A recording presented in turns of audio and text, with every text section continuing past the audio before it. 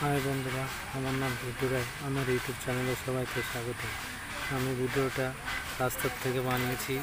দেখো, সামনে একটা অন্য গাছ আছে। ওই গাছটার পাশ দিয়ে চলে যেতে হয় ভিতরে। ভিতরে যেতে যে একটা সামনে সুন্দর একটা মন্দির পড়বে।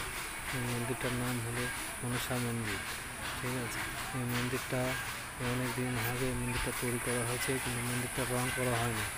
মন্দিরটা রং করবে, এই করতে একটু সময় লাগবে। এই মন্দিরটা খুব সুন্দর। এই মন্দিরটার ভিতরে ভগবান ভোলেনাথ ও মা মনসা আছে।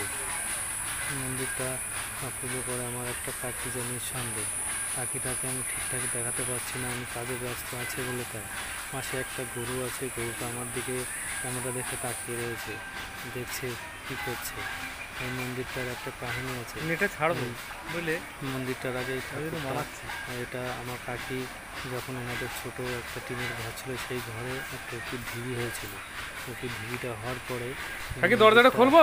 সেই উঁকির ঢিবি হওয়ার পরে উঁকির ঢিবিটাকে থেকে আমার কাকির আদেশ হয় যে আমি তোদের বাড়ি এসেছি, তার তোরা আমাকে স্থাপন কর। তখন থেকে কাকিরা এই মন্দিরটায় কাকিরা ঠাকুর এই ঢিবিটাকে পুজো করা হতে হতে আস্তে আস্তে তারপর ঠাকুর স্থাপন করা হলো। ঠাকুরটা স্থাপন করা হয়ে ঠাকুরটা পুজো হতো। পাশে একটা মন্দির ছিল, ছোটো ঘর ছিল, সেখানে কাকিরা পুজো করা হতো।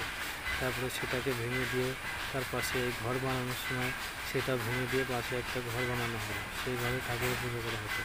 আস্তে আস্তে আস্তে আস্তে করে মানুষের সহযোগিতায়, মানুষের আশীর্বাদে, সবাই মা মনসার কৃপায় হচ্ছে মাকে দান করে সেই টাকা দিয়ে এই মন্দিরটাকে তৈরি করা হয়েছে। এই মন্দিরটার অনেক কিছু কাজ বাকি আছে। মন্দিরটার ভিতরে পাথর লাগানো আছে, নিচে পাথর লাগানো হয়েছে, কিন্তু মন্দিরটা রং করা হয়নি, বাইরেতে পাথর লাগানো হয়নি। ও মানুষ সেখানে আসলে সবাই মাকে কম বেশি কিছু দেয়, আর মায়ের দানেই এখানে লোকের দানে ঠাকুরটা এই মন্দিরটা স্থাপন করা, এবং সবাই আসে মার কাছে কিছু না কিছু পেতে। আর এখানে আসলে কেউ মার আশীর্বাদে খালি হাতে ফেরে না। তোমরা যদি ভালো লাগে আসবে, এখানে আসবে এবং কিছু না কিছু তোমরা অবশ্যই পাবে। তুমি আশা করি তোমরা খালি হাতে ফেরত যাবে না। মা এখানে সবাইকে সহযোগিতা করে এবং সবাইকে ভালোবাসে।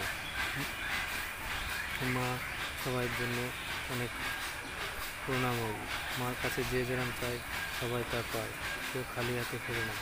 এবং আমাদের কাকি নিঃসন্দেহ সকাল সন্ধ্যেবেলায় মাকে পুজো করে এবং পুজো করে যায়।